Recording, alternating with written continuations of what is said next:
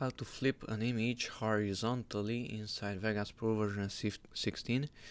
To flip it horizontally means that everything that is on the right side will be on the left side, and everything that was on the left side will be on the right side. For example, this bird is looking towards the right side, and I will make it look towards the left side.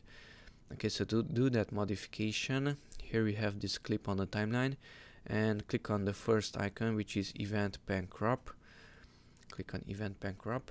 Okay, now go with the cursor. We have two layers here, mask and position. Go with the cursor onto the first keyframe of the position layer.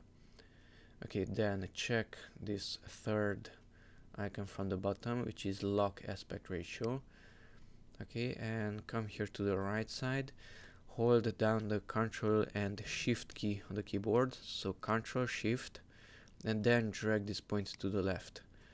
And notice that the image is rotated. The bird is looking to the left. If I pull it back, the bird is looking to the right. Even here you can see an F, letter F, and it's pointed to the right. But if you Ctrl Shift and drag the side, now it's looking to the left. Okay, so that's how to flip an image horizontally inside Vegas Pro version 16.